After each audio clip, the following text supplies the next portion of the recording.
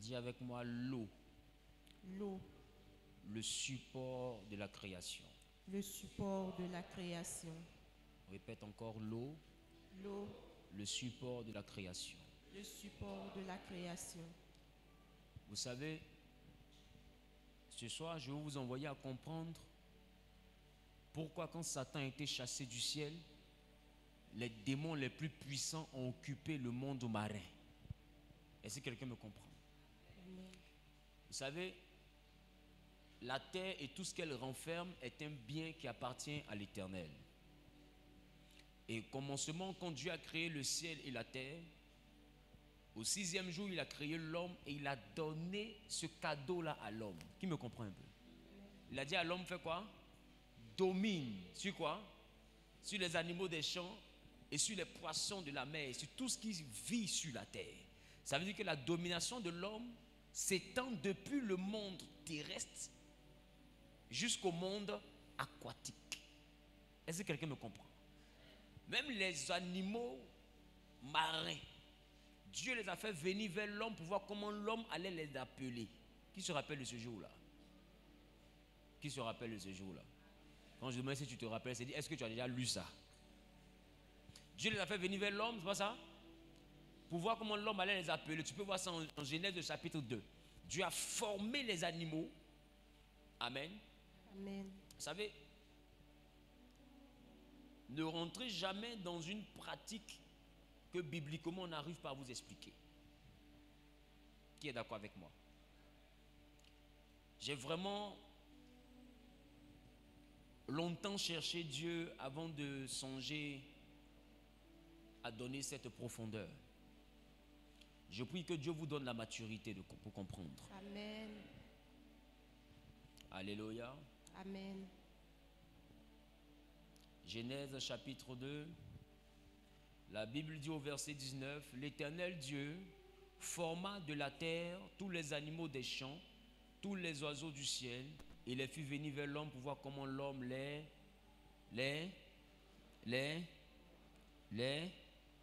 Donc, vous voyez que Dieu a fait venir les animaux afin que l'homme puisse leur donner un nom. Amen. Amen. La chose que je t'envoyais à réaliser, c'est que quand il y a eu guerre dans le ciel, la terre existait déjà. Est-ce que quelqu'un me comprend? Amen. La guerre qu'il y a eu dans le ciel, la terre existait déjà. Qui le sait? Je l'ai déjà enseigné ici. C'est ça? Alléluia. Amen. Quelqu'un dit la terre existait déjà. La terre existait déjà. Apocalypse chapitre 12, le verset 12.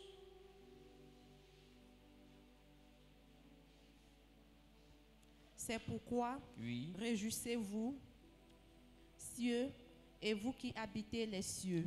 C'est pourquoi réjouissez-vous cieux et vous qui habitez les cieux. Malheur à la terre et à la mer, Malheur à la terre et à la mer. car le diable est descendu vers vous, Car le diable est descendu vers vous, animé d'une grande colère, animé d'une grande colère, sachant qu'il a peu de temps. sachant qu'il a peu de temps. Amen. Amen. Vous voyez, la Bible dit en Genèse chapitre 12, le verset 7, qu'il eut une guerre dans le ciel. C'est ça, ma fille? C'est ça. C'est ça, papa. maman plus chérie? Oui, papa. Il dit, il eut Une guerre dans le Il ciel. eut au verset 7. Apocalypse. Oui, toujours le même chapitre. Il Il eut une guerre dans le ciel. guerre dans le ciel. Michel et ses anges combattirent contre le Michel dragon. et ses anges combattirent contre le dragon. Maintenant, verset 12, on dit quoi? Malheur à la terre et à la mer, car le diable est descendu vers vous animé d'une colère. Ça veut dire qu'au moment où le diable a été précipité du ciel vers la terre, au moment où il a été chassé du ciel par les anges, quand il s'est rébellé, qu'il y a eu la guerre dans le ciel, la terre existait, la mer existait. Est-ce que quelqu'un comprend? Alors quand on le précipite en direction de la terre et de la mer. Ça veut dire que ces éléments existaient déjà. Est-ce que quelqu'un me comprend un peu? Amen. Mais à quel moment le problème arrive? Le problème arrive lorsque le 6e jour doit exister. Là où le projet de créer quelqu'un qui a l'image de Dieu et qui est au-dessus de tous les anges naît dans le ciel. Est-ce que quelqu'un me comprend? Amen. Alors, celui qui était le numéro 2 du ciel comprend qu'il est sur le point de devenir le numéro 3. Et qu'une créature qui est inférieure à lui en capacité, mais simplement à cause du fait qu'elle porte le nom de l'image et la ressemblance de Dieu, doit être établie au-dessus de lui, et que lui et ses anges doivent veiller à sa sécurité. Qui c'est que les anges nous sécurisent? En tant en capacité, ils sont au-dessus de nous. Est-ce que quelqu'un comprend? Bref. Alors quand il est précipité vers la terre, la Bible dit il vient vers la terre et vers la mer. Quelqu'un dit la terre et la mer. La terre et la mer. Quelqu'un dit la terre et la mer. La terre et la mer. Au commencement, nous sommes en Genèse chapitre 1, le verset 2. Que dit la Bible? Suivez-moi très bien. La terre était informe et vide. La terre était informe et vide. Il y avait des ténèbres à la surface de l'abîme. Il y avait des ténèbres à la surface de l'abîme. Et l'Esprit de Dieu se mouvait au-dessus des eaux. Et l'Esprit de Dieu se mouvait au-dessus des eaux. Oui. Dieu dit que la lumière soit, et la lumière fut. Oui. Dieu vit que la lumière était bonne, Mhm. et Dieu sépara la lumière d'avec les ténèbres. Oui. Dieu appela la lumière jour, et il appela les ténèbres nuit. Dieu appelle la lumière jour et il appelle les ténèbres nuit.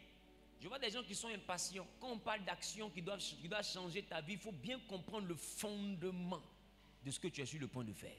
Est-ce que quelqu'un me comprend? Amen. Il n'y a rien à se précipiter. Tu peux dire non, j'ai trop souffert et tout. Des fois, il y a des chrétiens à qui je donne des directives. Ils veulent commencer demain, ils ne veulent pas se préparer. Pourquoi? Parce qu'ils se disent que j'ai trop duré dans ça. Si on m'a donné la solution, il faut que je fasse maintenant. Écoute-moi, l'obéissance a plus de valeur que le sacrifice. Et une femme enceinte qui a entendu 8 mois, là, elle peut attendre 9e mois pour accoucher. Qui a compris ce que je viens de dire là? C'est pour dire qu'il y a des choses qu'on ne fait pas avec précipitation. Surtout les choses spirituelles. Laissez-moi bien vous expliquer. Celui qui est pressé, il prie pour la fin et puis il s'en va. Parce que ce que je suis sur le point de faire va changer radicalement la vie de quelqu'un. Amen. Toi qui auras compris et qui auras été disposé, tu vas commencer à constater que ta vie va devenir un aimant qui va attirer certaines choses. Amen. Parce que ce qui attire, ce qui est à l'extérieur, en réalité vibre en toi. Mais toi-même, tu ne sais pas c'est lequel des éléments. C'est pourquoi le thème que j'ai donné à mon message, c'est l'eau, le support de la création. L'eau, Le support de la création. quand on dit un support, ça veut dire quoi?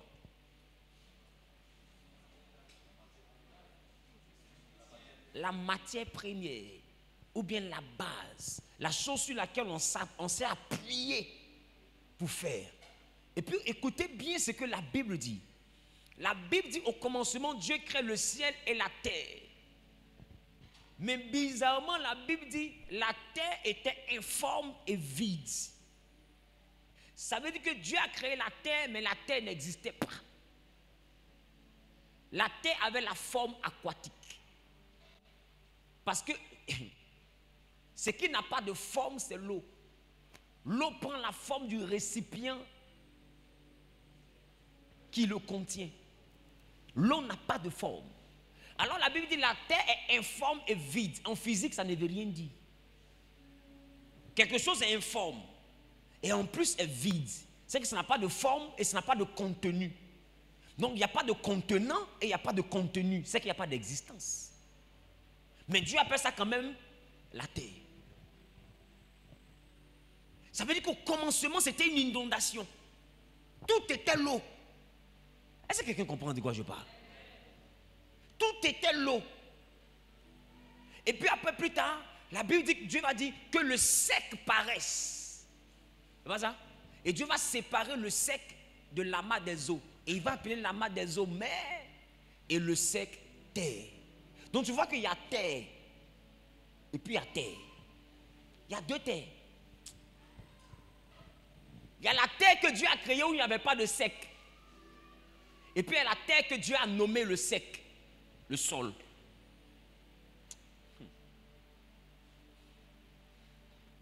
Non. Mais la chose que je vais vous envoyer à réaliser, c'est que, Seigneur, il dit la terre est informe et vide. Ça veut dire qu'il n'y a que de l'eau. Donc ça signifie que l'élément de base qui était sur la terre, c'était quoi? Le seul élément qui était sur la terre, c'était quoi? Est-ce qu'il y avait des arbres? Non. Est-ce qu'il y avait des poissons? Non. Est-ce qu'il y avait même la lumière? Non. Mais il y avait quoi? L'Esprit de Dieu se mouvait au-dessus des eaux. Tout ce qui va être fait pendant les 6 jours sera fait sur la base de cette eau-là. C'est cette eau-là que Dieu a appelée la terre. Ce que tu appelles le diamant, ce que tu appelles arbre, ce que tu appelles terre, ce que tu appelles sec, tout est né de l'eau. C'est l'eau qui a enfanté tout ça.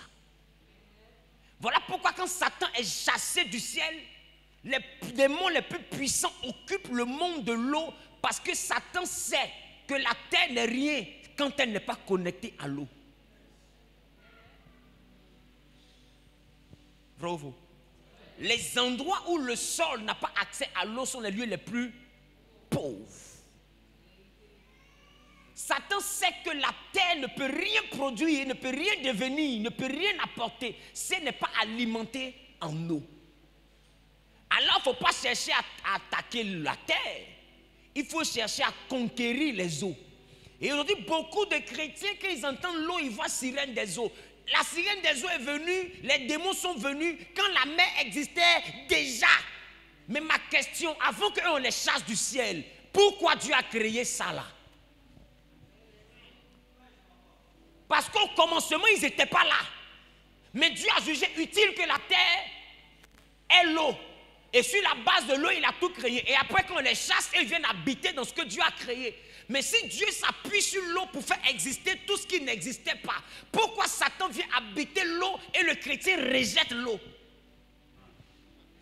Pourquoi on abandonne ça entre les mains des démons, sachant très bien que quand ils ont été chassés, la position stratégique qu'ils ont occupée dans le but de nous appauvrir était la position aquatique.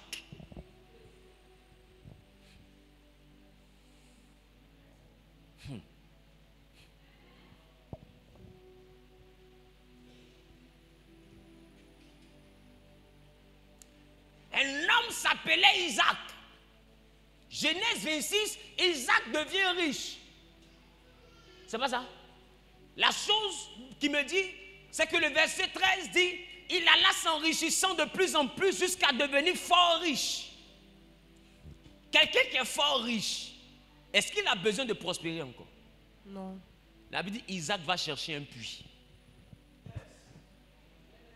Il va chercher un puits. Or, le puits, c'est quoi? C'est une source d'eau. Il est déjà fort riche. Il fait quoi avec l'eau? Il a fait quoi avec le puits? Donc, dis-moi, toi, tu as l'argent que tous ceux qui sont dans Abidjan, tu as creusé puits pour faire quoi? Tu es devenu riche sans puits. Maintenant, pourquoi est-ce que tu cherches le puits, l'eau, pour dire je prospère? Il a fait un premier puits. Le roi de Guéra dit, il faut qu'on l'empêche de faire un puits. On n'a pas empêché quelqu'un de devenir riche, mais on l'empêche de creuser pour avoir l'eau. Comment est-ce que c'est possible? On n'empêche pas quelqu'un de devenir multi-riche, c'est-à-dire riche à l'excès, fort riche. Mais le jour où il décide de creuser un seul puits, on fait palabre. C'est comme si tu es en train de me dire, ici, tu es devenu super riche, l'impôt t'a rien fait. Et puis dès que tu as voulu ouvrir une boutique au Carrefour, petite boutique de 100 000 francs, ou bien un budget de 2 millions, oh, tu es multimilliardaire, l'État n'a rien dit. Et puis sur une boutique de 2 millions, le président s'élève, les institutions s'élèvent, on ne veut pas que tu aies boutique. Ah, boutique vous fait peur. Comment? La Bible dit qu'il allait réveiller les puits de son père. Ça veut dire qu'Abraham avait un secret de sa prospérité, c'était des puits. Isaac est riche, mais il sent que son argent n'est rien s'il ne se connecte pas à un puits. Alors il va réveiller les puits. Premier puits, il n'y a pas l'arbre, il dit est sec. Deuxième puits à Palab, il appelle ça Sitna. Donc ça veut dire querelle et dispute. Et troisième puits, la Bible dit que ce puits-là, il n'y a pas eu Palab pour un seul puits. Isaac regarde ces éléments et puis il a dit, comme on ne nous a pas fait Palab, maintenant nous prospérerons dans ce pays. Ah, Isaac, tu es fort riche, tu prospères comment? Ça veut dire que la richesse est une chose et la prospérité est une chose. Isaac se reconnaît prospère le jour où il est propriétaire d'une source d'eau. Alors, qu'est-ce que l'eau représente?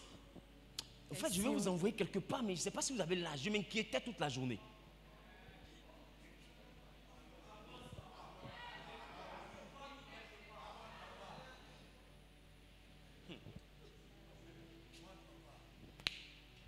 Tu es multimilliardaire, tu as toutes les entreprises de la Côte d'Ivoire. Tu as l'argent que tous les Ivoiriens connaissent. Le président Ado sait que tu es le plus riche, tu es fort. Jusqu'à ils décident de te chasser, ils ont chassé Isaac à cause de son argent. Et puis tu dis au président, je veux faire puits. Puits. Tu n'as pas dit une grande société, tu as dit quoi? Puits. Et l'État s'oppose. Ils ne se sont pas opposés à tes affaires. Tes affaires sont devenues prospères. Tes champs ont produit à l'excès. Ils t'ont laissé devenir fort riche. Mais pour creuser trou, pour faire puits, regarde comment c'est insignifiant. Que représente un puits devant une forte richesse? Mais non. Ils disent on ne peut pas le laisser aller à la dimension du puits. Que représente l'eau alors? C'est le support de l'aya. Satan est mauvais. Il sait pourquoi il s'est assis sur l'eau. Son élément le plus dangereux, c'est Mami Wata, la sirène des eaux.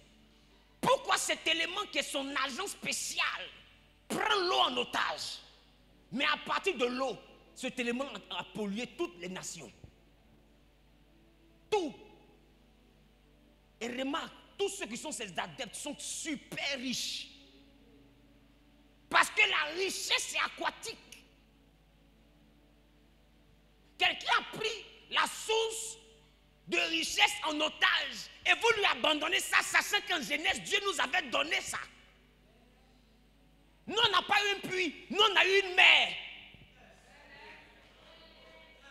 Si les gens ont eu peur d'un seul puits,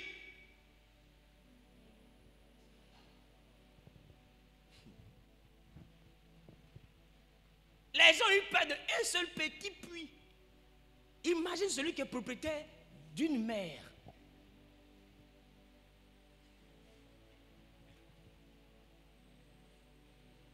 C'est pourquoi, même dans nos villages, les démons ont habité toutes les formes d'eau. Sa rivière, son marigot, petite flaque d'eau, il y a génie dedans. Ils n'ont laissé aucune plateforme aquatique. Rien. Pour manipuler, pour gérer la terre, il faut maîtriser l'eau qui est autour de cette terre. Qu'est-ce que vous ne comprenez pas? Satan était stratège. Alors il a vu quoi dans l'eau? Et puis partout il y a l'eau, il cherche à habiter dedans. Et quand il habite dedans, il oblige ceux qui sont dans le village à l'adorer pour devenir quelqu'un. Sinon le champ ne prospère plus. Le village s'assèche. Tout se ferme, les ressources se bloquent. Qu'est-ce qu'il y a donc entre l'eau et la terre? Comprenez? Bon, je ne sais pas. Venez, on va lire. 2 Pierre chapitre 3, le verset 5. 2 Pierre chapitre 3, le verset 5. Ils veulent ignorer, en effet, que les cieux existèrent autrefois par la parole de Dieu. Les cieux existaient autrefois par la parole de Dieu. De même qu'une terre tirée de l'eau est formée au moyen de l'eau. Et que ces choses... On dit les cieux ont existé par la parole de Dieu. Mais de même, une terre tirée de l'eau est tissée au moyen de l'eau. Ça veut dire que la terre a été tissée. Mais à partir de quoi? À partir de l'eau. L'eau a été l'élément qui a créé le sable.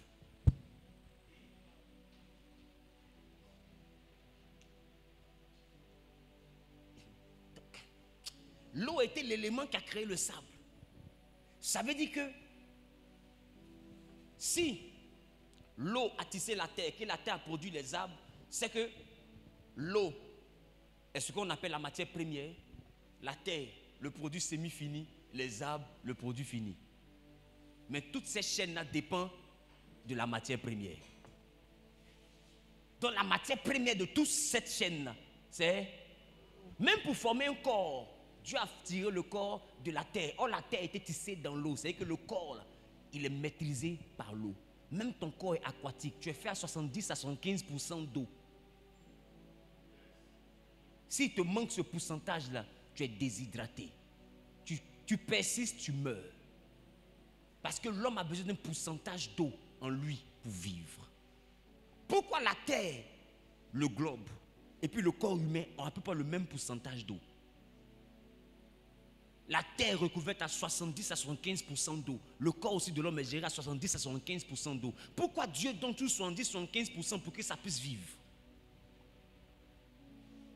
L'eau est le support de tout.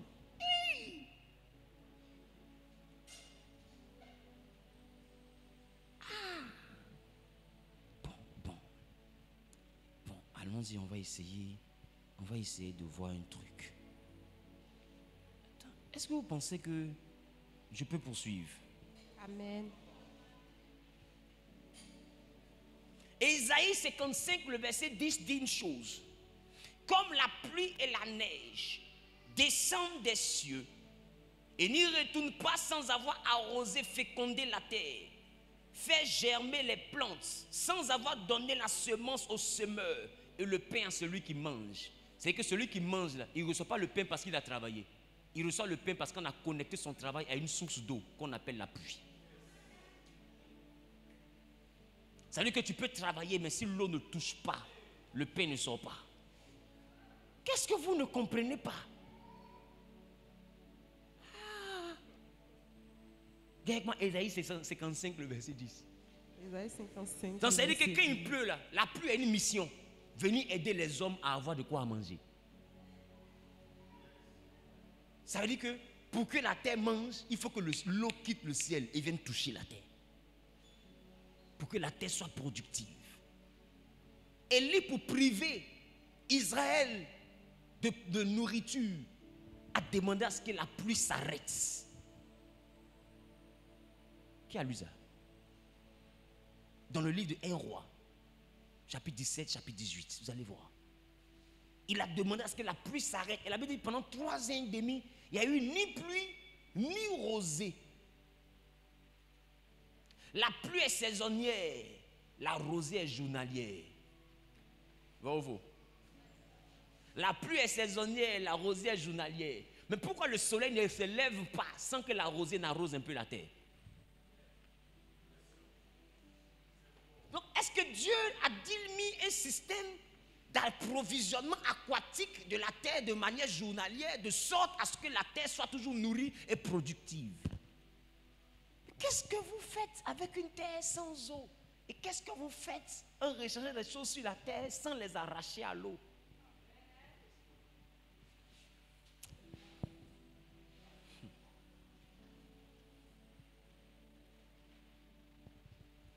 L'homme, comme la terre, a été tissé aussi dans l'eau, dans le ventre de la mer. L'homme est dans quoi?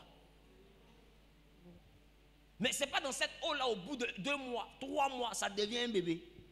On commence à voir des premiers trucs, on commence à voir un schéma. Après 4 mois, ça évolue. Vrai ou faux? Ce n'est pas comme ça que ton enfant est venu au monde. À l'origine, c'était quoi qui était dans ton ventre? Cette eau est devenue quoi? Même toi-même qui as arrêté à l'origine, tu étais l'eau aussi. Comment tu fais pour être l'eau et puis aujourd'hui tu as des eaux? Comprenez que tout ce qui prend forme tire sa racine dans l'eau. Est-ce que je suis en train de te dire que l'eau est un autre pan du monde invisible? Est-ce que je suis en train de te dire que l'eau est un monde totalement de l'invisibilité? Parce que ce qu'on appelle la pluie, c'est la connexion des eaux d'en haut. La Bible, Dieu sépara les eaux d'en bas des eaux d'en haut. Donc les eaux d'en haut, c'est les ressources célestes. Est-ce que les eaux d'en bas ne sont pas le reflet terrestre des eaux célestes?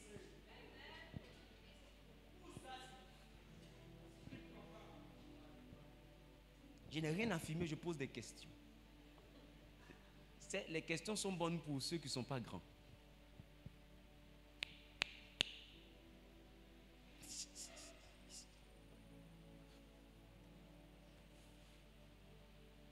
Même les brebis sont sans tache. Jacob a besoin de brebis tachetées. Dieu ne lui dit pas, mets les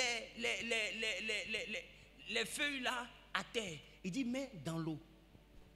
Quand les brebis seront en train de boire et qu'elles vont regarder l'eau, bizarrement, les enfants qui vont venir là auront des taches.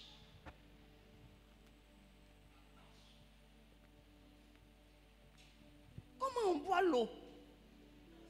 Et puis tache sort. Qui comprend ce que Jésus est en train de dire? Comment on boit l'eau? Et puis l'eau reconfigure le génétique pour que sans tache devienne avec tache.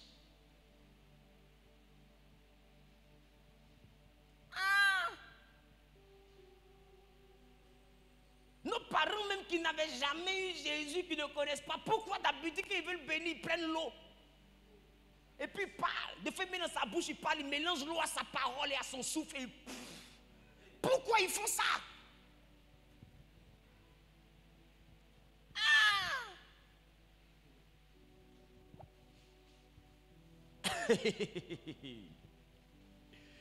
Bon, poursuivons. Quand Israël sort d'Égypte en traversant la mer. Dis avec moi l'eau. L'eau. Mais Israël entre à Canaan en traversant le Jourdain. Dis encore l'eau. L'eau. Même la nouvelle naissance se fait dans l'eau.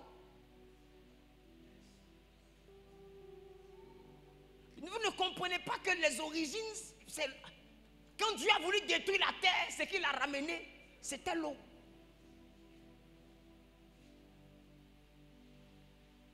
Prenez le temps et puis remarquez, quand l'eau se déchaîne, aucune puissance mondiale ne peut résister. Même pas aux États-Unis, quand une inondation commence là-bas, quand on dit, qui comprend de quoi je parle? Quand l'eau se déchaîne, aucune stratégie humaine ne peut l'arrêter. Elle détruit tout sur son passage. Parce que la terre et les habitants de la terre sont trop petits devant cet élément. C'est lui qui a tissé. Tout ce que vous voyez là, c'est sorti de lui. Est-ce que quelqu'un me comprend? Amen.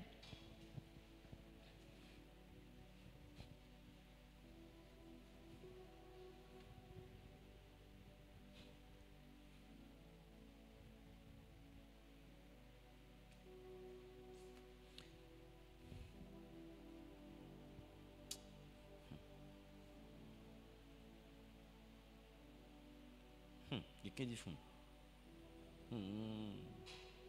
Qui est en train de comprendre quelque chose?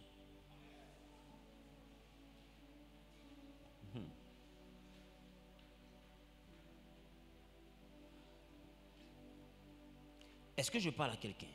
Amen. Est-ce que je parle à quelqu'un? Amen. Le jour où le Seigneur Jésus a besoin d'argent, qu'est-ce qui se passe? Attends, est-ce que vous pensez que, même moi-même qui suis pasteur, là, si j'ai problème, que je viens vous voir et puis je dis mon fils, on dit ils vont couper le courant chez moi, il y a bien de 500 000, il faut me prêter. Même si tu es le fils, tu es le plus mauvais, vous allez cotiser au moins pour me donner l'argent.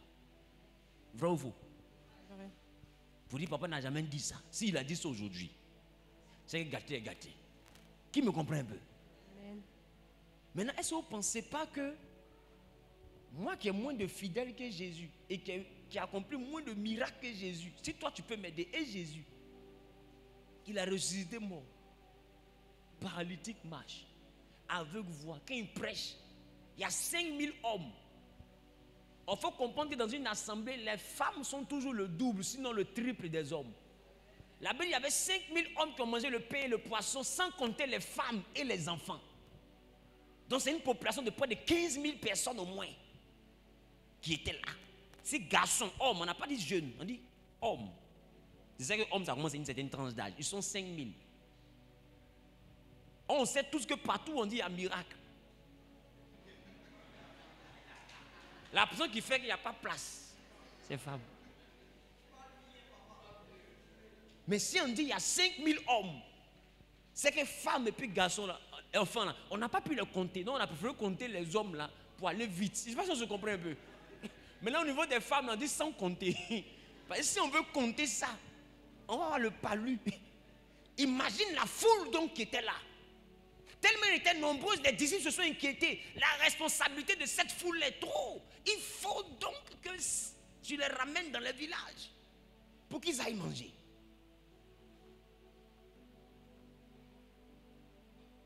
Est-ce que vous ne pensez pas que c'est Jésus qui a multiplié le pain? Tous ces fidèles-là, il ne peut pas lui donner ce que Poisson lui a donné. C'est combien il a donné? C'est insignifiant. Mais pourquoi Jésus envoie là-bas pendant que la Bible dit Joseph d'Arimathée, lui aussi était disciple. Un disciple aussi puissant. Est-ce que Jésus ne peut pas faire même un courrier pour dire Joseph, s'il te plaît, j'ai un petit besoin?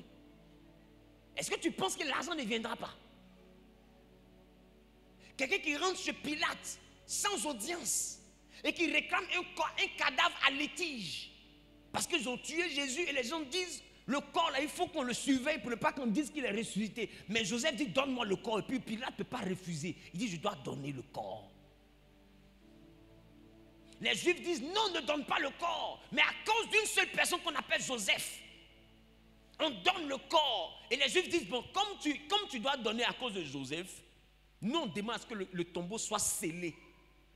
Ça veut dire qu'ils ne peuvent pas empêcher que Joseph prenne, même s'ils pensent être des Juifs. C'est-à-dire que Joseph, lui seul, a plus de poids que même les pharisiens.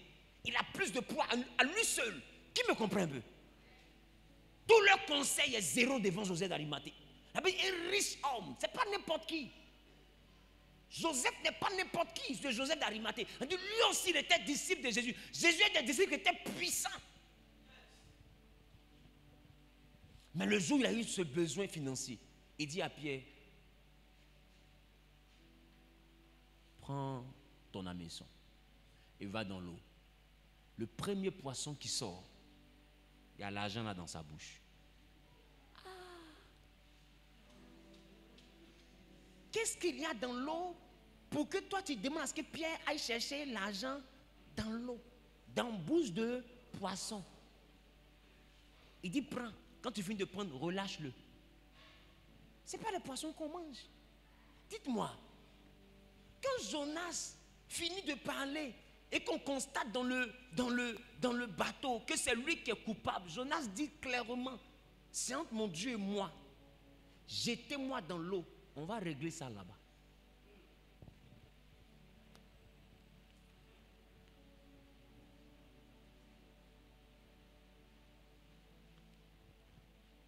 Qui a lu ça? Il dit ce que dit, non, je ne vous dis pas. Mettez-moi dans l'eau, lui et moi. On va régler ça dans l'eau. Jonas, tu comptes sur quoi? En pleine mer, même si tu es le nageur le plus nageant de la planète, qui comprend un peu de quoi je parle? En pleine mer, toi tu comptes sur quoi? Mais tu vas te noyer. Il dit non, je ne vais pas me noyer, je vais régler lui. Maintenant, regarde, imagine la surprise de ces gens-là le jour où ils retournent à Ninive et puis voir Jonas. On t'a jeté en pleine mer, il n'y a pas eu bateau pour te prendre. Comment tu arrives là? La Bible dit aussitôt qu'on l'a jeté, un gros poisson est venu le prendre. Et ce qui me choque, la Bible dit Jonas passa 3 jours dans le ventre du poisson à prier.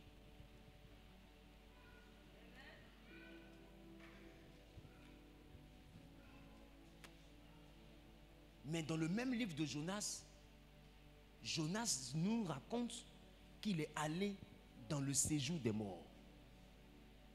Jonas dit du fin fond du séjour des morts, j'ai crié. C'est pour dire que Jonas est en train de dire qu'il a embrassé la mort. Autrement dit, il a quitté le monde des vivants pour rentrer dans le monde des esprits. Ma question, quand on a lu Genèse tout à l'heure, vous n'avez pas remarqué quelque chose? Vous n'avez pas remarqué quelque chose? Vous n'avez pas remarqué quelque chose? Quelqu'un dit où? Je suis sûr que tu n'as pas remarqué. Je veux que tu cherches le verset. Je veux que tu cherches le verset où c'est Adam qui a donné un nom aux poissons des eaux. Ce verset n'existe pas. La Bible, Dieu a envoyé les animaux terrestres. Mais les animaux aquatiques n'ont jamais été nommés par Adam. Qui sont-ils? Qui les a nommés? À quelle juridiction ils appartiennent? Genèse chapitre 2, le verset 19. L'Éternel Dieu forma de la terre tous les animaux des champs et tous les oiseaux du ciel. Il les fit venir vers l'homme pour voir comment il les appellerait. Et afin que tout être vivant porta. Il dit tout être vivant porta. Mais bizarrement dans l'eau il y a des êtres vivants. Mais il appelle ceux qui sont sur la terre des êtres vivants. Pourquoi les autres de l'eau il ne les envoie pas? Le verset veut: et l'homme donna des noms à tout le bétail, aux oiseaux du ciel, à tous les animaux des champs. Mais pour l'homme, il ne trouva point d'être semblable à lui. Donne-moi le verset où il a donné le nom à poisson carpe.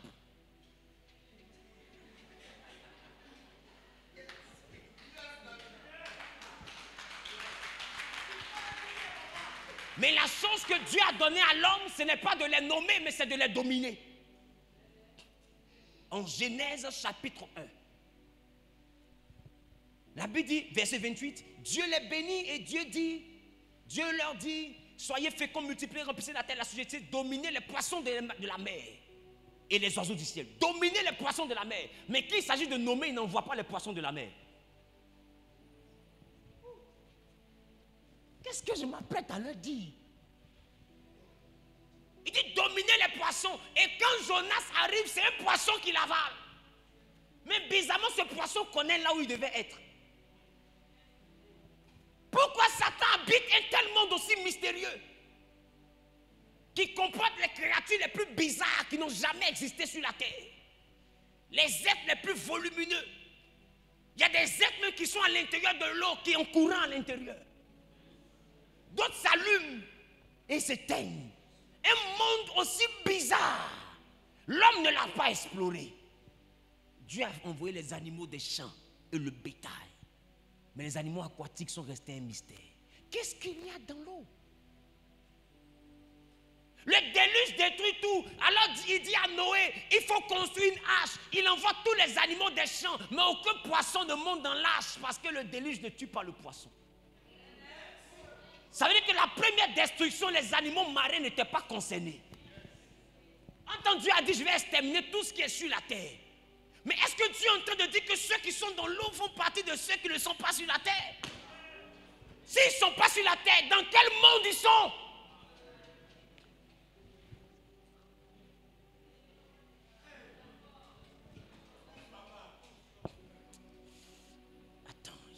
J'ai longtemps prié pour savoir est-ce que vous pouvez écouter.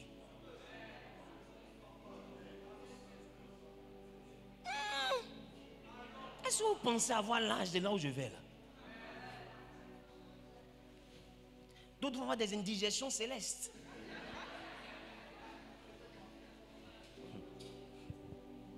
Regarde, quand Dieu envoie les animaux, il dit quoi? Afin que tout être vivant, verset 19 de Genèse chapitre 2, afin que tout être vivant porta le nom. Tout être vivant. Mais tout être vivant, est-ce que les poissons ne sont pas vivants? Mais tu dis bien tout. Quand Dieu a dit tout là, c'est que c'est tout. Mais quand il parle d'assujetti, il compte les poissons. Mais quand il parle de nommer tous les êtres vivants, il n'envoie pas les poissons. Ça veut dire qu'ils sont dans quelle dimension d'être? D'être existant ou d'être vivant? Je réponds. C'est des êtres existants ou c'est des êtres vivants? Et qu'est-ce que Dieu appelle les poissons?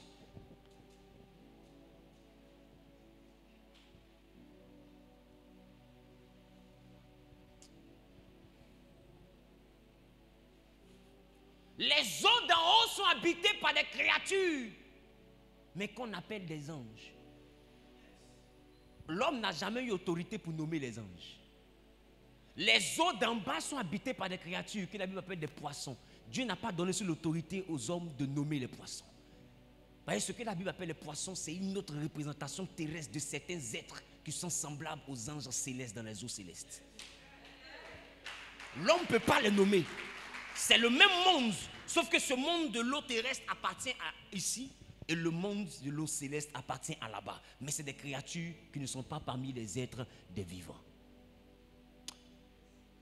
Qu'est-ce que je m'apprête à vous dire? Qu'est-ce que je...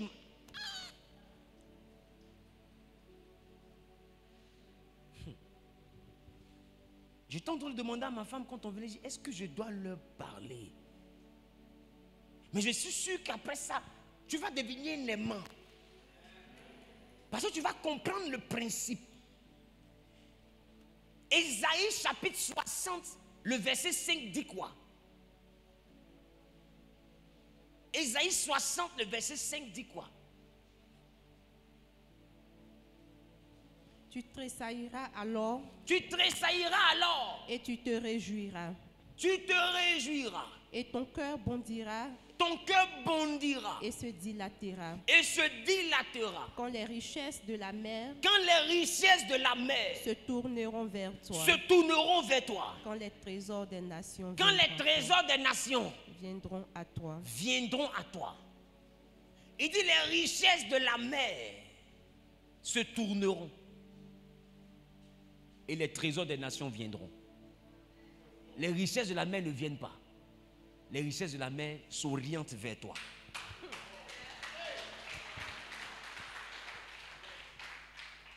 Et quand les richesses de la mer s'orientent vers toi, les trésors des nations maintenant viennent à toi. Il y a ce qui s'oriente vers toi, il y a ce qui vient à toi. C'est-à-dire que ce que tu vas recevoir sur la terre vient de l'orientation des richesses de la mer. Attends, ça veut dire que même ce... Ah! Quelque chose m'a secoué.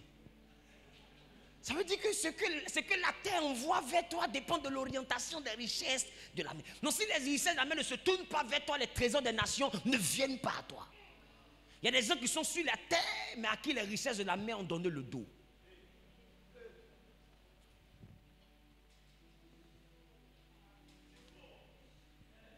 Et le rôle des agents des eaux, c'est d'envoyer les richesses de la terre à se tourner, à se détourner de certains hommes et à faire face à certains hommes qui font alliance avec elles.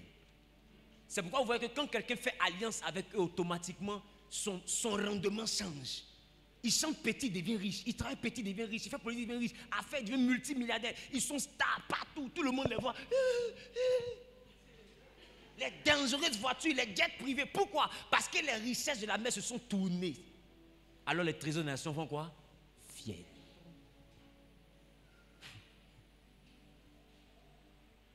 Donc ça veut dire que tout dépend de l'orientation aquatique. Ah! Qu'est-ce que je m'apprête à dire pour terminer?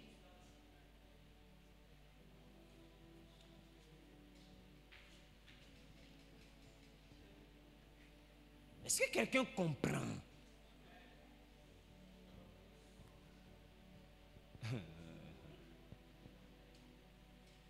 Qui comprend? Qui ne comprend pas?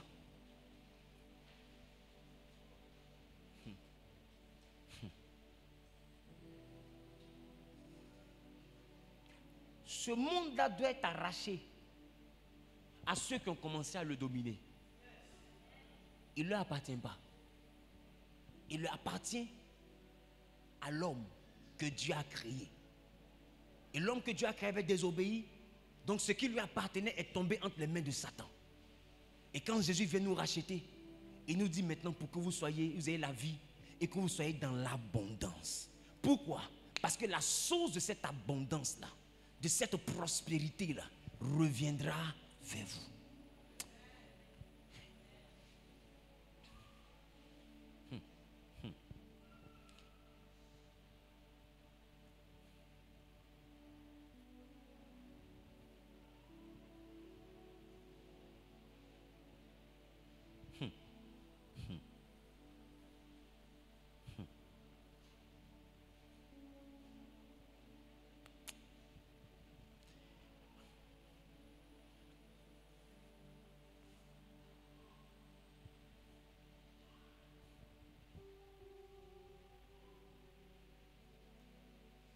Regarde.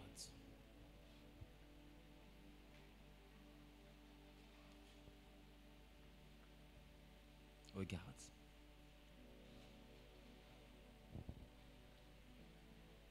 Les richesses de la mer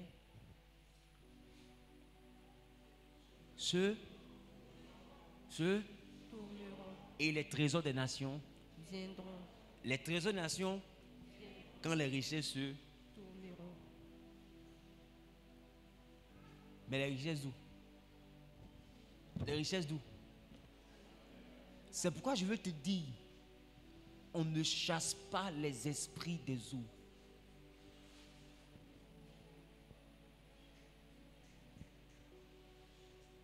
On chasse les démons des eaux.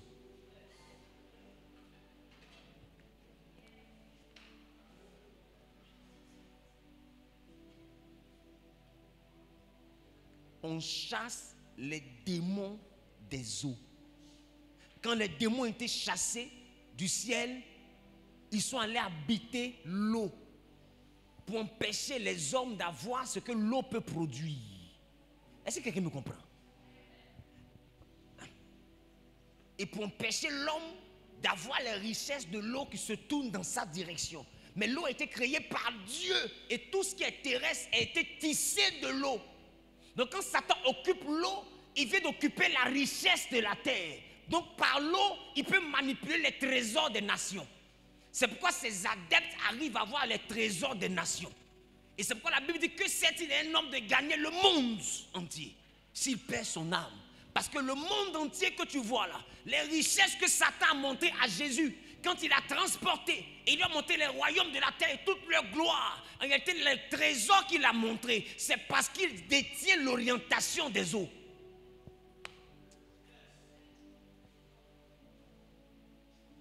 Nous avons autorité pour déloger les démons. Mais nous n'avons pas autorité pour déloger les anges. Les anges marchent avec nous pour nous aider. C'est la raison pour laquelle celui qui a avalé Jonas n'était pas un poisson. L'homme n'a pas pu nommer les poissons. Ce que Dieu a appelé les poissons, il n'a pas pu les nommer, mais l'homme a pu les dominer. Pourquoi? Parce qu'il est l'image de Dieu. Tout ce qui était habitant des eaux, l'homme n'a pas donné nom à eux. Qu'est-ce que vous ne comprenez pas? L'homme n'a pas nommé ce qui est dans l'eau. Qui a nommé? Ça travaille pour qui?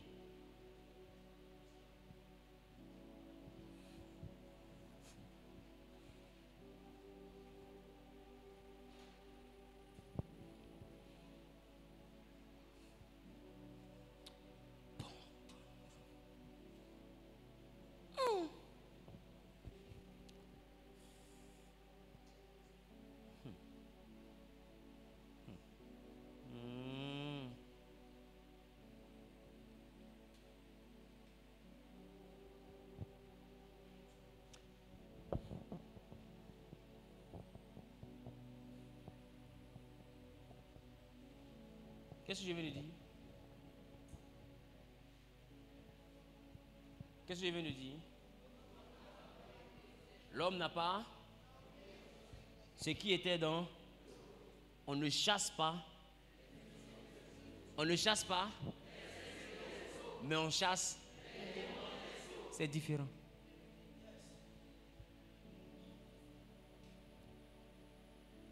Les démons et les anges sont tous des esprits. Esprit signifie immatériel, ce qui est comme le vent, qui agit mais qu'on ne voit pas, à l'œil nu, mais qui existe. Donc ça veut dire que tout ce que vous voyez dans le monde spirituel appartient au monde des esprits. On ne chasse pas les esprits des eaux, on chasse les démons des eaux. Dis-moi, Jonas est avalé par un poisson qu'il envoie à Ninive et un poisson veut donner l'argent à Jésus.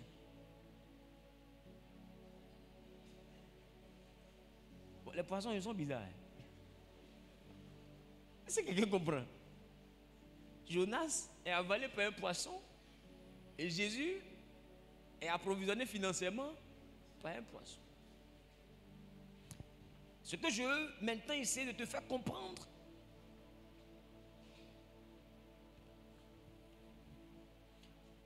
en Apocalypse, la Bible dit, au verset 5 du chapitre 16, il dit, j'entendis l'ange des eaux qui disait, tu es juste. Tu es juste. Toi qui étais, tu es saint parce que tu as exercé ce jugement. Est-ce que je parle à quelqu'un? Amen. Ça veut dire que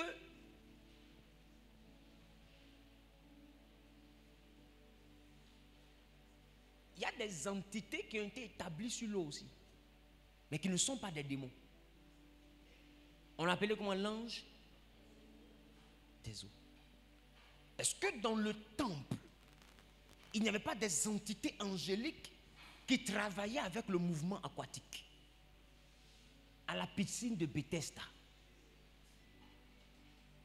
Qu'est-ce que la Bible dit?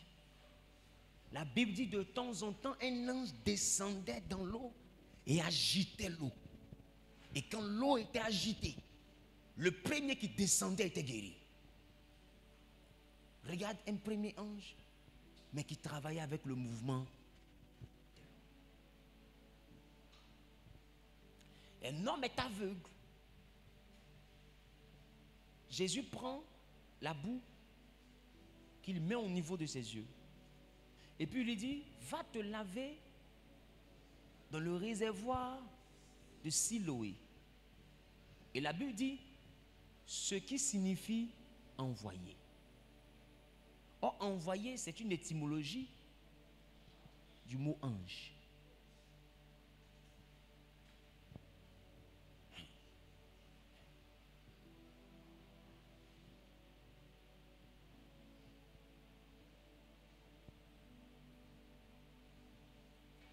Jésus dort dans la barque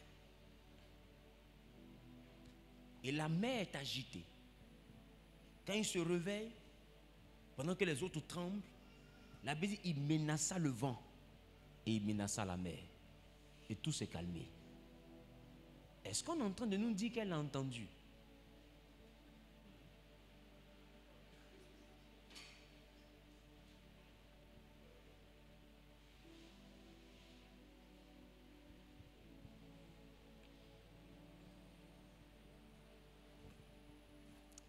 Satan est un voleur.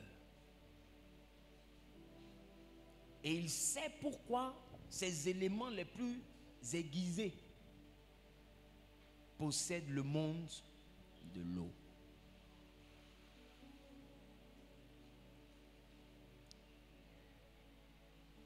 Et les éléments qui possèdent le monde de l'eau, remarquez, sont ceux-là qui manipulent le plus la vie des êtres humains.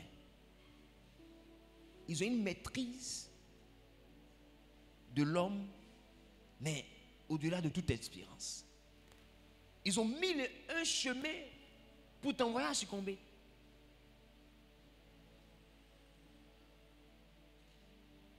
Tu as le même pourcentage. Dis avec moi le même pourcentage. Le même pourcentage. Il y a une chose que Jésus dit. Il dit même pour la nouvelle naissance, si un homme ne naît d'eau et d'esprit, il ne peut entrer. Mais un autre jour, il y a quelque chose qui m'intrigue. C'est que Jésus dit, il est venu pour que ces brebis aient la vie en Jean chapitre 10, le verset 10, c'est ça? Tu peux lire s'il te plaît?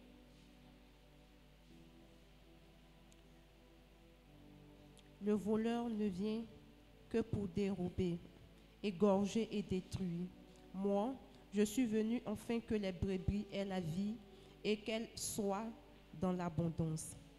Je suis le bon berger donne sa vie pour ses brebis.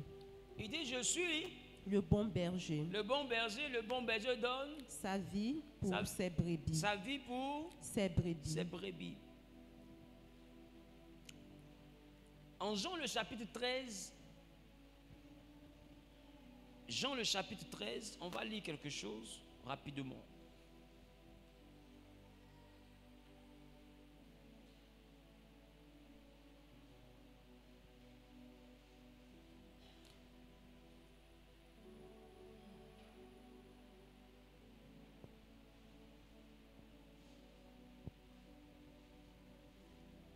Le verset 6. Il vint donc à Simon-Pierre, et Pierre lui dit, « Toi, Seigneur, tu me laves les pieds. » Jésus lui répondit, « Ce que je fais, tu ne le comprends pas maintenant, mais tu le comprendras bientôt. » Pierre lui dit, « Non, jamais tu ne me laveras les pieds. » Jésus lui répondit, « Si je ne te lave, tu n'auras point de part avec moi. » Simon-Pierre lui dit, « Seigneur, non seulement les pieds, mais encore les mains et la tête. » Jésus un jour se lève et il fait quelque chose que toutes les églises ne font pas. Parce que dans la doctrine du salut, laver le pied ne veut rien dire à l'intérieur. Vrai ou faux? Est-ce que tu as vu une église où on prêche que laver le pied donne le salut? Tu en as vu ça? Tu en as vu ça? Non, papa. Ah, pourtant Jésus dit noir sur blanc, si je ne lave pas tes pieds, tu n'auras pas de part avec moi. Simon Pierre qui était en train de résister va dire, il faut laisser pied là. Lave-moi et puis lave ma tête. C'est que si tu as fait d'une manière, tu vas laver mon dos, mon ventre. Moi-même, je vais plonger dans l'eau que tu peux me laver. Entends Jésus dit, pour aller au ciel, au paradis, celui qui croira et se fera baptiser sera sauvé. Il n'a pas dit celui qui croira et se fera laver les pieds. Donc si le lavage des pieds qu'il a utilisé n'était pas le baptême, parce que baptême signifie immersion totale. Or, celui qu'on lave, ce n'est pas une immersion. Donc, ce n'est pas un baptême. Alors, à quelle pratique initiatique Jésus est en train d'introduire ses disciples? Qui n'a rien à voir avec la notion du paradis. Mais il dit ça a à voir avec une notion d'une part qu'il doit avoir avec lui. Donc, de quelle part il s'agit si cette part ne concerne pas la vie éternelle?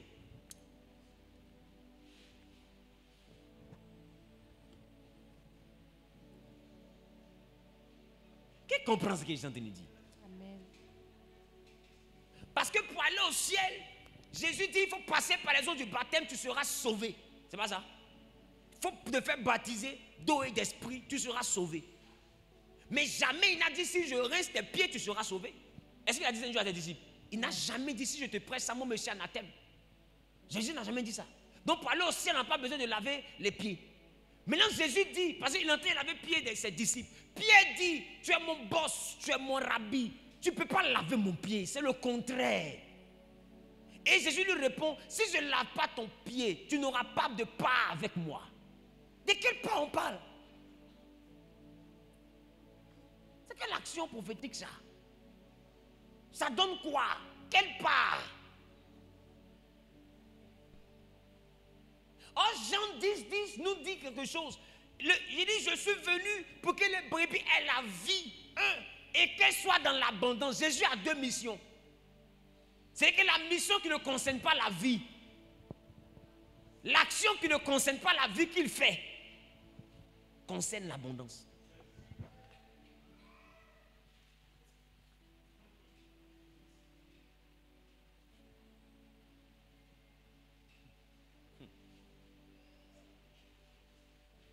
Il a deux missions. Il dit, lui, il est venu pour deux choses. Il n'a pas dit trois choses. Première des choses, la vie. C'est-à-dire que qu'on ait la vie éternelle. Deuxième des choses, l'abondance. Les gars, l'abondance n'est pas une notion céleste. Tu n'as rien à faire avec l'abondance au ciel. La prospérité n'est pas une notion céleste. Tu vas au paradis, tu es prospère. Qui va faire quoi avec ton argent? La preuve, quand quelqu'un meurt, on enterre son argent. Ça ne vaut rien au ciel. Au ciel là-bas, là, Apocalypse dit que la place publique est en or poli. C'est-à-dire le sol où on marche, ça c'est de l'or. Donc, si nous on marche sur or, l'argent va faire quoi dans ça? Qui comprend de quoi je parle? C'est-à-dire qu'au ciel, il n'y a pas le principe de j'ai l'argent. L'argent ne signifie rien, parce que l'or même en marche dessus. Donc, de quelle abondance il parle? Puisqu'au ciel, il n'y a personne qui est grand. Nous sommes tous là pour adorer le seul qui est sur le trône. C'est lui qu'on appelle Dieu. Alors, c'est quelle abondance? Et Jésus dit, vous devez avoir une part, mais si vous passez par cette action de l'eau. Donc, c'est-à-dire que l'eau agit 2 fois dans la Bible. L'eau agit pour la nouvelle naissance, mais l'eau agit pour l'obtention d'une part. Mais quelle part ça? Est-ce que je parle à quelqu'un? De quelle part on parle? Parce qu'elle ne concerne pas la vie éternelle, les gars.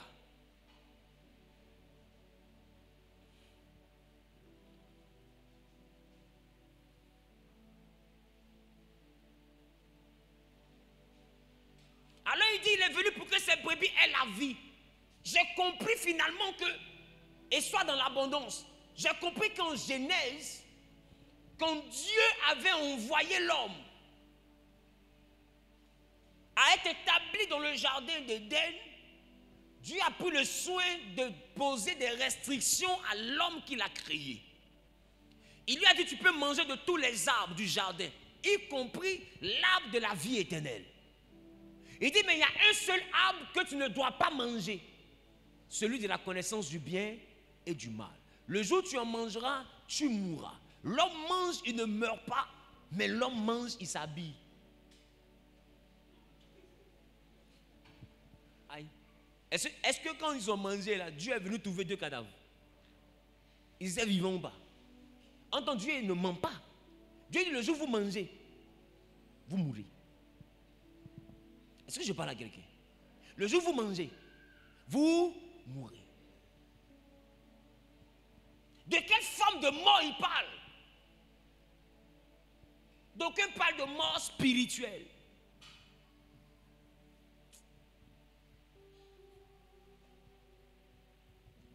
D'aucuns parlent de mort spirituelle. Bon, si l'homme qui n'a pas Dieu est mort spirituellement, savez quoi Pharaon a rêvé? Les 7 années d'abondance, il a vu c'est quoi? Est-ce son corps ou bien son esprit? Ah ben, si l'homme est mort spirituellement, c'est que spirituellement il est inexistant. Avec quoi les sorciers voyagent? Juste qu'ils viennent dire, c'est nous on a mené la petite fille, on a pris sa tête, mais un foufou. Avec quoi ils ont mené foufou là? Ils ont mené foufou là où? C'est pas l'esprit. L'esprit, ils se sont réunis où? Si spirituellement on a mangé le fruit, donc on est mort. C'est-à-dire qu'on n'existe plus. C'est-à-dire que même la mort de laquelle on parle n'est pas une mort de l'esprit. L'esprit n'a jamais connu la mort. Non, ce que je te dis là, si je mens, tu me dis. Est-ce que les sorciers font leur réunion au quartier devant tout le monde? Ce n'est pas dans un monde spirituel. Mais est-ce que quand ils finissent leur réunion, est-ce que celle qui est au village n'a pas la même version que celle qui est à Dabou? Pourquoi? Parce qu'ils étaient à la même réunion. Mais est-ce qu'ils ont pris quart? Ils se sont fait réunion à quoi? À l'esprit. Donc si vous me dites que la mort de laquelle Dieu peut être la mort de l'esprit, c'est que l'homme n'a plus 3 parties. L'homme n'est plus trinitaire. Parce que l'esprit est mort. Donc l'homme maintenant devient l'âme et le corps. C'est pas ça? Arrêtons de raconter des choses. La mort de laquelle on parle n'est pas la mort de l'esprit. Ce qui s'est passé, c'est qu'il y a une autre forme de vie qui est rentrée en l'homme, qu'on appelle le thanatos. Donc l'homme a eu 4 vies. 4 formes de vie plutôt. Le corps, l'âme, son esprit et l'esprit du thanatos. Et le thanatos est la vie du diable, ce qu'on appelle la mort. Et le thanatos a une conséquence directe. C'est que quand il rentre dans l'homme, la terre ne peut plus produire d'abondance. La terre produit des épines. Alors il a dit, Dieu n'a pas maudit la terre. Il dit, la terre sera maudite à cause de toi. C'est ton action a engendré la malédiction de la terre. Dieu n'a pas maudit la terre. Lisez la Bible. Dieu a annoncé à l'homme que la conséquence de son acte était la malédiction de la terre. C'est-à-dire que ça coule de source. C'est une suite logique. Il dit à cause de ta désobéissance, la terre naturellement va produire des épines. Et à cause de ta désobéissance, ce qui va se passer encore, ce que j'ai appelé la mort, le thanatos qui vient dans ta vie, c'est avec la douleur que tu vas retirer ton pain. Il n'a pas dit que tu vas connaître l'abondance. Il dit c'est la sueur de ton front que tu gagneras ton pain. Dieu n'a pas parlé d'abondance, il a parlé du pain. Mais c'est la raison pour laquelle tout ce qu'on arrive à gagner majoritairement gère le quotidien. Parce que le pain, c'est ce qu'on appelle la pitance. C'est qu'on utilise pour vivre. Ou pour survivre. Mais l'abondance va au-delà du pain. Quand j'ai l'abondance, ça veut dire que j'ai au-delà de ce qu'il me faut. Ça veut dire que l'homme était réduit à travailler que pour vivre. Prends le temps et puis remarque, il y a un niveau de ta vie où tout ce que tu as, tu gagnes de l'argent, mais ça gère seulement que le quotidien. Tu n'arrives pas à te réaliser profondément. Parce qu'il y a des limites en termes d'abondance qui ont été imposées à l'homme par le thanatos. Son effort l'envoie à réaliser le strict minimum. Il est difficile d'atteindre des objectifs glorieux. Ceux qui ont réussi ça ont eu la complicité d'un esprit. Abraham a rencontré le Dieu des esprits en Genèse 12. Isaac a entendu le Dieu d'Abraham en Genèse 26. Et le Dieu d'Abraham lui a dit, je te bénirai. Et il est devenu riche parce que Dieu, un esprit lui a parlé. Jacob est devenu quelqu'un dans la maison de Laban parce que chemin faisant, il a dormi et Dieu lui est apparu en songe. Salomon est devenu ce qu'il est devenu parce qu'il dormait. Dieu est venu dans son songe. Pourquoi vous ne remarquez pas que tous ceux qui sont devenus puissants, c'est parce qu'ils ont rencontré quelqu'un qui est venu dans leur songe. Même les hommes, pour devenir puissants, vont pactiser avec des esprits.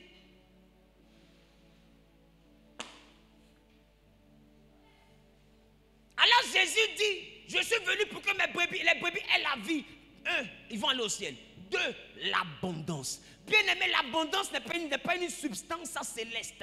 Elle est purement terrestre. On voit des gens en train de dire, non, je ne cherche pas les richesses de ce monde. Il faut dormir sous lampadaire. Il faut dormir sous lampadaire. Il ne faut pas nous énerver. Dors sous lampadaire. Parce que je vais te dire, l'habit que tu as porté là, c'est le monde. C'est les richesses de ce monde. C'est un pape qui a cousu ton habit là. C'est un évêque. C'est les anges qui ont fait ton tissage sur ta tête là. Arrêtons les conneries. Ne soyons pas spirituels à l'excès. Les gars, l'argent a sa place sur la terre. Salomon et la sagesse de Dieu dit que l'argent répond à tout. Sur la terre, ce que l'argent ne peut pas résoudre, c'est Dieu seul qui peut résoudre. Moi, il te dit. Ce que l'argent ne peut pas résoudre, c'est que c'est Dieu seul qui peut résoudre. Je reprends. Ce que l'argent ne peut pas résoudre, c'est que c'est Dieu seul qui peut résoudre. C'est moi qui vous enseigne, c'est que l'argent peut envoyer Dieu chez toi. Comment tu... Bon, si ce n'est pas ça, Salomon a rencontré Dieu avec quoi? Tu vas me dire à quoi son sacrifice, non? Sacrifice là. Il a fait derrière quoi? Il a tué 1000 bœufs. Va à l'abattoir, demande le prix de 1 bœuf. Non, parce que vous évaluez ça en termes de bœuf, vous n'évaluez pas ça en termes de guerre. Va demander le prix d'un bœuf. On te dit 1 bœuf au moins c'est 200 000. Ça c'est qu'il n'est pas encore dans la Nouvelle Jérusalem. Mais un bœuf, qui me reprend? Un bœuf qu'un ange a déjà visité, qui est bien touffu. Mais ce bœuf est au moins 200, 350 000 vont vaut. Bien imposant, des fois 400 000, des fois 500 000 même bœufs. En tant que Dieu ne prenait pas des animaux chétifs. C'est que pour que Dieu soit content, c'est qu'il a donné des veaux gras, de bons bœufs. 1000. Bon, si c'est 500 000, 500 000 fois 1000. 500 millions, ça c'est dans bœuf. Tu me comprends? Écoute bien, d'ailleurs tu lis, tu n'entends pas. Il faut que je parle pour que tu écoutes. Il a pris bélier. Il a tué 1000. Bon, un bon bélier, c'est combien? Tabaski. 300, 400, bon, laissons 300, on dit à 250 000. 1000, ça fait combien? 150, 200 millions. C'est pas ça? 200 millions plus les 500 millions, ça fait combien? 700 millions. On est déjà dans bœuf et puis mouton. Oh, il y a d'autres encore qui l'a tué encore. 1000. Donc, laissons tout ça. Chameau, tout ça. Non, laissons. Il ne faut pas parler de ça, on va avoir la migraine. Donc, déjà là, ce jour-là, Salomon a créé ce qu'on appelle une marée de sang. Offrande à dégoûter Dieu. Ce n'est pas sang, ils vont boire. Sang, ils ont envoyé là. Si Dieu était anémié ce jour-là, son sang a augmenté. Il a failli devenir fou. Il a assis, il dit, mais attends, depuis quand on me nourrit comme ça? Quoi? Qui me comprend? Amen. Mais avant de faire ça, il a construit un temple qu'il a recouvert. Et les poteaux du temple, il a mis de l'or sur les poteaux du temple. Tous les ustensiles étaient en or massif. Dis-moi, tu n'as pas l'argent, tu peux faire ça. Et c'est à cause de tout cet argent qu'il a investi. La nuit, Dieu a vu que son amour était trop grand. Dieu s'est invité dans son rêve. Et Dieu lui dit, je n'ai jamais vu ça. Demande-moi tout ce que tu veux. Tu poses des questions, ça il te pose quand tu fais offrande 25. Pour qui te prends-tu? Toi-même si c'est injuste. Et puis on voit les gens venir dire, Seigneur, donne-moi la sagesse de Salomon. Toi, tu peux prier comme Salomon. Tu sais ce que Salomon a fait pour faire sa prière? Arrêtons de... Non, revenons à notre message, c'est mieux. Je parle à quelqu'un ou pas? Non, il ne faut pas te comparer à Salomon. Dans tes 100 000, Dieu n'a même pas 5 000. Toi, tu as envie de faire prier Salomon. Pardon. Oui, il fait chaud. Tous les climatiseurs ne fonctionnent pas. Pardon. Est-ce que je parle à quelqu'un? Donc, quand il vous dit l'argent peut envoyer Dieu chez toi, je sais de quoi il parle, c'est biblique. Et quand Salomon regarde depuis, il dit, je veux la sagesse et l'intelligence. Dieu le regarde comme ça, tu as foutaise. Jean, tu as dit quoi? Tu as trop l'argent, quoi. Mais tout ce que tu as fait, tu es en train de me dire que ce n'est rien. Salomon, tu vas avoir l'argent. Salomon, j'ai dit, tu veux pas, non? Tu vas avoir l'argent, pion. C'est-à-dire, aujourd'hui, c'est-à-dire que Dieu a obligé quelqu'un à devenir riche. Est-ce que quelqu'un me comprend? Il dit, tu ne veux pas l'argent. Il dit, non, c'est foutaise. Tu vas avoir l'argent. Tu sais pourquoi? Parce que c'était concours de l'argent. Il veut expliquer à Salomon que c'est lui qui est le vrai propriétaire de l'argent. Il veut te montrer qu'il y a l'argent. Et puis il y a l'argent. Il y a la dimension l'argent est un bien. Et la dimension l'argent devient un verbe. Je l'argent, tu l'argent, il l'argent, nous l'argençons, vous l'argencez, et elle l'argence. Est-ce que quelqu'un me comprend? Il ne faut pas penser que c'est une blague. Salomon a l'argent et quand les gens se déplacent venir voir son argent. Tu sais de quoi on parle? Le roi prend son transport pour venir voir l'argent de son collègue. Imagine de quoi on parle. Salomon a l'argent qu'il a honte. Mais c'est venu d'un décret du monde spirituel. Vous pensez que vous allez prospérer parce que simplement vous allez aller au travail? Vous allez avoir le pain. C'est-à-dire que tu auras un salaire, de quoi réparer les pannes de ta voiture de temps en temps, payer la facture de CUE 2 fois qui est vraiment colossale, envoyer les enfants à l'hôpital. Prends le temps, remarque, tu vas voir ta vie. Quand tu essaies de vouloir réaliser l'an, elle est déjà finie. Remarque. Et tu t'en te chercher encore. Tu dis non, si j'ai eu, attends, j'ai un truc de 8 millions, si ça vient, j'ai fait telle chose. Quand ça vient son problème. Remarque, ton agent a téléphone. Tu sais, c'est pour appeler qui? Pour appeler problème. C'est-à-dire que avant que ton agent n'arrive, il compose numéro. King. Tonton Robert meurt, j'arrive. Dès que l'agent rentre dans ta main, il t'a dit, allô, ton oncle qui t'a élevé quand tu étais petit, il est mort. Aïe. Le vieux là. Tu as l'impression que c'est parce que tu as eu l'argent ou bien il est mort vraiment dans une bonne période. Non, c'est là qui a appelé. L'argent vient, c'est le problème. Est-ce que je parle à quelqu'un? Il y a une dimension que tu peux atteindre l'argent. L'argent, c'est un esprit. Fais tous tes projets, l'argent vient à sa volonté. Il ne faut pas t'amuser, ce que je te dis là. C'est sérieux. L'argent est une entité qui appartient au monde invisible. Et l'argent est aquatique. Ne joue pas avec. Jésus dit, si je ne vous lave pas les pieds, vous n'aurez pas de part. Oh, ça ne concerne pas la vie éternelle. Ça concerne sa deuxième mission, qui est la mission de l'abondance. On voit des jeunes qui se lèvent dans un endroit bizarre, ils se lavent, ils viennent. Tu fais quincaillerie, il fait quincaillerie, mais tu ne peux pas. Tu ne peux pas. Tu le regardes, mais tu dis, mais attends, il y a quoi? Ce n'est pas le même boulot, on vend. Tu vas en voiture, mais tu ne peux pas. Qui me comprend? Il a un magasin, tu as un magasin, mais tu ne peux pas. Tu vois la petite fille là même là, elle est dans la voiture, ils l'ont pris pour la coller dedans. Elle ne ressemble pas à la voiture là. Mais tu ne peux pas. Toi, tu vois un gars qui dit il est fond de toi, il t'a trop donné, c'est 500 000. Et 500 000 là, tu dois intercéder 3 jours de jeûne d'Esther. Sans manger, ni boire, ni respirer. Pour que 500 000 viennent. Mais il y a les jeunes filles là, elle n'a pas ta beauté. Elle n'a rien d'extraordinaire. Elle est là comme ça. J'ai besoin d'un peu d'argent. 10 millions. Ça, c'est un peu d'argent. Et elle n'a pas encore demandé l'argent. 10 millions. Toi, tu es comment? Tu es comment? Tu es comment? Et puis on a l'impression que l'argent ne t'aime pas. Arrête de penser que l'avenir appartient à celui qui se lève tôt. Le coq, il réveille tout le village. Mais quand il se réveille, là, c'est pour le manger.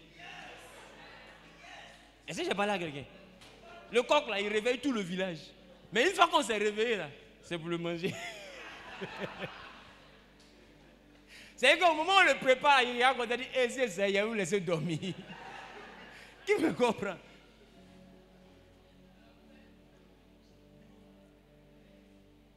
Et Jésus vous dit, les hommes cherchent toutes les richesses. Mais ce que les hommes du monde cherchent, votre Père donne la même chose à ses enfants pendant qu'ils dorment. Il dit ces choses-là, ce sont les païens qui les recherchent. Comprenez ce qu'il essaie de vous dire. Il n'a pas voulu vous détourner du message du salut parce qu'il sait que vous aimez l'argent. Déjà, mais il n'a même pas bien parlé de l'argent, c'est l'argent qui vous envoie à l'église. S'il avait bien parlé de l'argent, on faisait comment? Qui comprend de quoi il parle? Il a parlé du ciel, c'était ça son message principal. Tout le monde vient à l'église, pas pour le ciel, mais à cause de l'argent. Imagine s'il avait bien parlé de l'argent. Ouh. En réalité, il n'est pas venu que pour le ciel. Il est venu d'abord pour le ciel, mais ensuite résoudre le problème des épines et des ronces. Mais il dit, pour le ciel, là, je dois mourir à la croix. Mais pour aller dans ce qu'on dit là, je dois laver vos pieds. Il dit, vous allez avoir une part. Cette part-là vient parce qu'on lave le pied. Les gars, je pense que vous avez tout dit.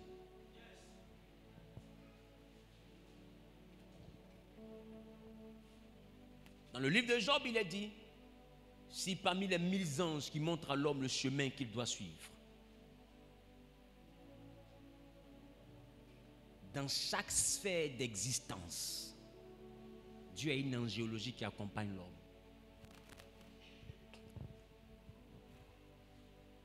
Je vous ai demandé le verset où Adam a nommé les poissons. Vous ne m'avez pas donné. Qui se rappelle de ça?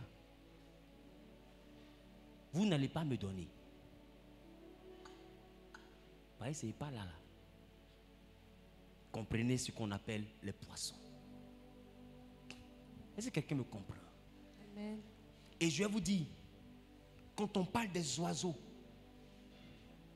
remarquez, les oiseaux de Genèse là, ne sont pas venus de la terre.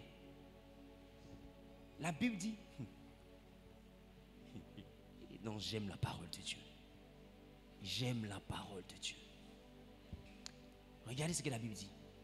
La Bible dit que les eaux produisent des animaux vivants et que des oiseaux volent sur la terre. C'est-à-dire que Dieu n'a même pas parlé à la terre. Les oiseaux étaient une conséquence de l'eau. Quand l'eau produit des animaux vivants, automatiquement les oiseaux sortent et ils volent sur la terre. Qui sont-ils? De quel oiseau on parle? Quand la Bible parle de l'animal ailé, qui est-il?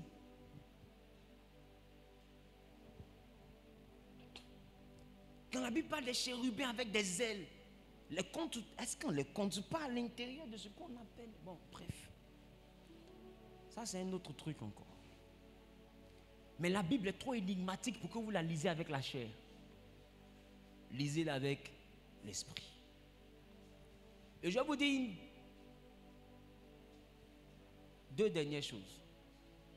Quand tu passes par ce service, le deuxième service par lequel tu dois passer, c'est le renouvellement de ton intelligence.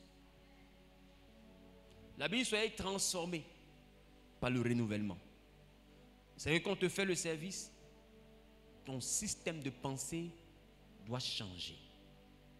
C'est pourquoi demain, on tend vers la fin des 21 jours. Après, je vais reprendre mes missions chaque semaine. Je suis dans un pays. Laissez-moi vous donner le maximum. Demain, je vais vous enseigner comment gérer le système de pensée pour être transformé. Comment délivrer ton âme des forteresses. Parce que les forteresses ne sont pas des prisons qui sont dans le monde invisible. Les forteresses sont des prisons qui sont dans le système de ta pensée.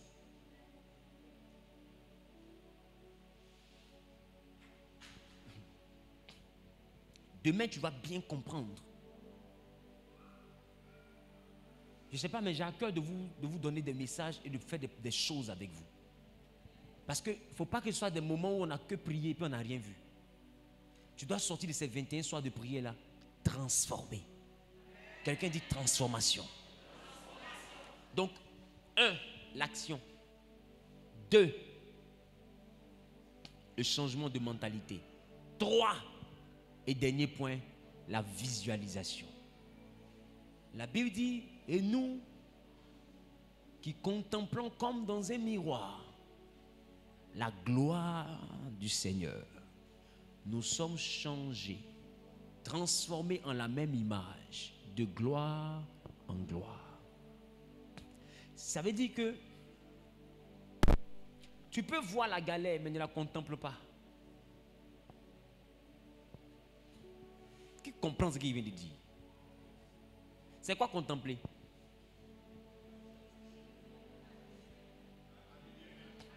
Admirer. Et c'est là que beaucoup de prédicateurs ont un problème. Ils prêchent l'espoir. Ils prêchent l'endurance dans l'épreuve. Écoute-moi. C'est quelqu'un qu'on prépare à souffrir qu'on entraîne dans la souffrance. Je ne sais pas si tu me comprends un peu. Est-ce que quelqu'un comprend de quoi je parle? Quelqu'un qu'on prépare à souffrir, c'est lui qu'on entraîne à la gestion de la souffrance.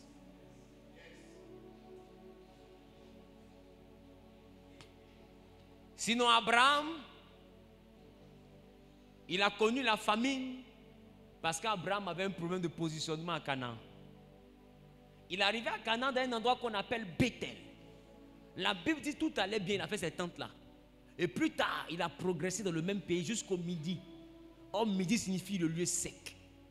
Or, quand on parle du lieu sec, sec vient lorsqu'il n'y a pas. Lorsqu'il n'y a pas.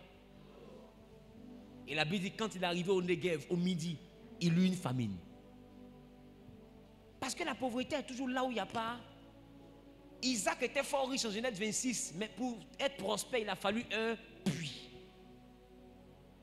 Il dit quand il a eu son puits, malgré qu'il était déjà fort riche, il dit maintenant que j'ai eu le puits, nous prospérerons dans ce pays. C'est quoi la différence alors entre être fort riche et puis prospérer? Pourquoi il lui faut un puits? Bref,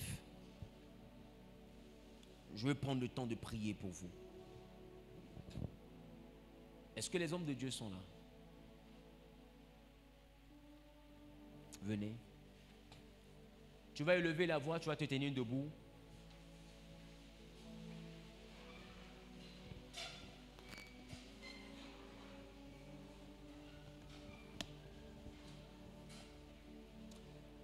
Tu vas dire à Dieu de te donner la domination sur le règne aquatique. Qui te donne la domination sur les démons des eaux. Et que tout ce qu'ils avaient stoppé en ce qui te concerne, que dès aujourd'hui que Dieu crée la restitution.